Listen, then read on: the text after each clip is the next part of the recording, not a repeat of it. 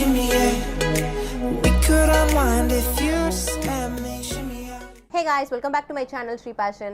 இந்த வீடியோவில் நம்ம பார்க்க போகிற ரெசிபி, நீங்கள் டெய்லி தோசை சாப்பிட்டு ரொம்ப போர் அடிச்சிருக்கோம். ஸோ உங்கள் வீட்டில் பன்னீர் இருந்துச்சுன்னா பன்னீர் மசாலா தோசை ஈஸியாக செஞ்சிடலாம். பன்னீரில் வந்து நிறையவே ஹெல்த் பெனிஃபிட்ஸ் இருக்குது. உங்களுக்கே தெரிஞ்சிருக்கும் பாலில் நிறைய கால்சியம் இருக்குன்னு. ஆனால் நீங்கள் ரெகுலராக பால் எடுத்துக்கிட்டால் மட்டும் உங்கள் உடம்புக்கு தேவையான கால்சியம் கிடச்சிடாது. அப்பப்போ இந்த மாதிரி பன்னீரும் சேர்த்துக்கிட்டா தான் அந்த கால்சியம் உங்களுக்கு கிடைக்கும். இந்த பன்னீரில் வந்து கால்சியம் மட்டும் இல்லாமல் ப்ரோட்டீன் நிறையா இருக்குது. போனுக்கும் டீத்துக்கும் கூட இது ரொம்பவே நல்லது. என்னோட வீடியோ நீங்கள் இப்போ தான் ஃபஸ்ட் டைம் பார்க்குறீங்கன்னா மறக்காமல் கீழே இருக்க ரெட் சப்ஸ்கிரைப் பட்டனை டச் பண்ணி என்னோட சேனல் சப்ஸ்கிரைப் பண்ணிக்கோங்க. அப்படியே பக்கத்தில் இருக்க பெல் ஐக்கானை டச் பண்ணிங்கன்னா நான் எப்பப்போலாம் வீடியோஸ் போடுறேனோ அப்போ உங்களுக்கு நோட்டிஃபிகேஷன்ஸ் வரும். ஸோ தட் நீங்கள் என்னோட வீடியோஸை ஈஸியாக பார்க்கலாம். ஸோ ஹெல்தி அண்ட் ஈஸியான பன்னீர் மசாலா தோசை எப்படி செய்யுதுன்னு பார்க்கலாம் வாங்க. இந்த பன்னீர் மசாலா தோசை செய்கிறது ரொம்பவே ஈஸி ப்ராசஸ் தான். அதுக்கு வந்து நம்ம ஃபஸ்ட்டு ஒரு கடாயில் ஒரு 2 ஸ்பூன் அளவுக்கு எண்ணெய் ஊற்றிக்கலாம். நிறைய எண்ணெய் ஊற்றிட்டிங்கன்னா ஒரே எண்ணெயாக ஆகிடும். அதனால கொஞ்சமாக எண்ணெய் ஊற்றிட்டு கடுகு போட்டுக்கலாம். உங்களுக்கு வந்து சீரகம் பிடிக்கும், அந்த டேஸ்ட் பிடிக்கும்னா சீரகம் போட்டுக்கோங்க. அந்த கடுகு வந்து நல்லா வெடித்ததுக்கப்புறம் ஜிஞ்சர் கார்லிக் பேஸ்ட் வந்து ஒரு 1.5 ஸ்பூன் போட்டுக்கிறேன். அதை நல்லா அந்த எண்ணெயில் வதக்கிடுங்க. அதுக்கப்புறம் குட்டி குட்டியாக நறுக்குன ஆனியன் வந்து ஒரு கப் போடுறேன். அது வந்து 2 கை அளவுக்கு இருக்கும். அதை நல்லா வதக்கிடுங்க. வதக்குனதுக்கப்புறம் மஞ்சத்தூள் வந்து ஒரு 1/4 டீஸ்பூன் நான் போடுறேன். 1/4 டீஸ்பூன் மஞ்சத்தூள் ஆட் பண்ணிக்கோங்க. அதுக்கப்புறம் எங்கள் வீட்டில் நாங்கள் மிளகாத்தூள் வந்து எப்படி அரைப்போன்னா 1/2 kg மிளகா 1/2 kg தனியா போட்டு அரைப்போம். அதனால் நான் வந்து மிளகாத்தூள் வந்து 2 ஸ்பூன் போடுறேன். வெறும் மிளகாத்தூள் போடுறீங்கன்னா 1 ஸ்பூன் வெறும் மிளகாத்தூள், 1 ஸ்பூன் வந்து தனியாத்தூள் போட்டுக்கோங்க. போட்டு நல்லா வதக்கிக்கோங்க. கூடவே நான் உப்பு ஆட் பண்ணுறேன். 1 ஸ்பூன் உப்பு போடுறேன். நீங்கள் தேவையான அளவுக்கு உப்பு போட்டுக்கோங்க. அதை வந்து வதக்குங்க. அது ட்ரையாக இருக்குன்னா லைட்டாக தண்ணி ஊற்றிட்டு வதக்குங்க. அதுக்கப்புறம் இது கூடவே நான் 1 கப் தக்காளி, அதாவது வெங்காயத்துக்கு கொஞ்சம் கம்மியாக தக்காளி சேர்த்துக்கலாம். அதையும் வந்து அப்படியே நீங்கள் வதக்கும்போது நல்லா ஒரு பேஸ்ட் மாதிரி அது வந்துடும். ஸோ அதை வந்து நல்லா நம்ம வதக்கிக்கலாம்.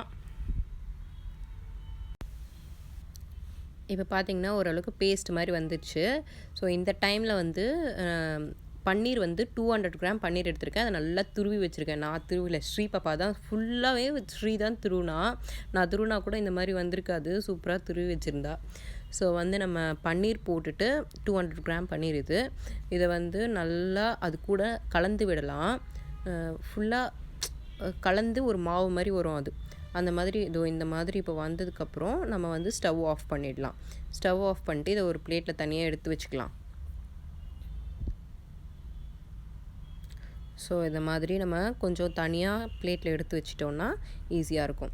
நெக்ஸ்ட்டு வந்து தோசை கல் எடுத்துட்டு அதில் நம்ம மாவு நார்மலாக எப்பயுமே தோசை ஊற்றுற மாதிரி ஊற்றிக்க வேண்டியது தான். மாவு ஊற்றிட்டு அது கொஞ்சம் வேகணும். வேகாமல் வச்சிடாதீங்க. ஸோ நல்லா வெந்ததுக்கப்புறம் அந்த ஸ்டஃபிங்ஸ் இருக்குல்ல, நம்ம செஞ்சு வச்சுருக்கோம்ல, அதை வந்து அது மேலே அழகாக ஒரு சைடில் மட்டும் வைங்க. ஒரு சைடில் மட்டும் அழகாக ஃபுல்லாக வச்சுட்டு நம்ம வந்து கொத்தமல்லி நான் வைக்க போகிறேன். கொத்தமல்லி இதுலேயே நீங்கள் கூட போட்டு மிக்ஸ் பண்ணலாம் கடாயில் நம்ம செய்யும் போதே. பட் இது மேலே நம்ம வச்சோன்னா இன்னும் கொஞ்சம் ஃப்ளேவர் நல்லாயிருக்கும். ஸோ இந்த மாதிரி நம்ம பன்னீர் வச்சுட்டு அதுக்கு மேலே கொத்தமல்லி நல்லா குட்டி குட்டி குட்டி குட்டியாக கட் பண்ணிவிட்டு மேலே அப்படியே வச்சுட்டு நம்ம இந்த சைடில் வெந்ததுக்கப்புறம் க்ளோஸ் பண்ணிட வேண்டியது தான்.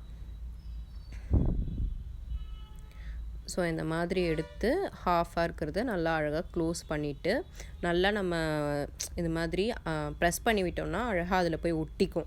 ஒன்றுமே ப்ராப்ளம் கிடையாது. அந்த மாதிரி நல்லா ப்ரெஸ் பண்ணிவிட்டு அப்படியே திருப்பி போட்டு வேக வைக்க வேண்டியது தான். நல்லா உங்களுக்கு எவ்வளோ நேரம் வேக வைக்கணும்னு தோணுதோ அந்த அளவுக்கு நல்லா வேக வைங்க. சூப்பராக வரும். ஸோ வேக வச்சதுக்கப்புறம் நம்மளோட பன்னீர் மசாலா தோசை சூப்பராக ரெடி ஆகிடுச்சு. இது வந்து கண்டிப்பாக ஈவினிங் ஸ்நாக்ஸு இல்லை மார்னிங் பிரேக்ஃபாஸ்ட் செஞ்சு கொடுங்க. இது உங்கள் வீட்டில் இருக்க கிட்ஸுக்கு செஞ்சு கொடுங்க. ரொம்பவே விரும்பி சாப்பிடுவாங்க. என்னோட பன்னீர் மசாலா தோசை உங்களுக்கு ரொம்ப பிடிச்சிருக்கும்னு நினைக்கிறேன். என்னோட வீடியோ பிடிச்சிருந்தா லைக் பண்ணுங்கள். உங்கள் ஃப்ரெண்ட்ஸ் அண்ட் ஃபேமிலி கூட ஷேர் பண்ணுங்கள். உங்கள் வேல்யூபிள் கமெண்ட்ஸை என்னோட கமெண்ட் செக்ஷனில் சொல்லுங்கள். தேங்க்யூ. தேங்க்ஸ் ஃபார் வாட்சிங். Bye bye. Take care. கையெடுடி இருடா. கை வைக்கிறல்ல, நான் இது தெரியணும்ல. சாண்ட்விச் பண்ணி சாப்பிடுறியா? சாண்ட்விச் பண்ணலாம் ஏ ஏ சாண்ட்விச் சரி சாண்ட்விச் தான் வை.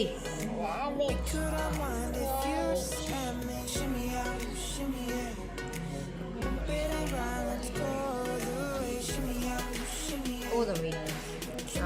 சூப்பர்மா. இந்த சாண்ட்விச்சா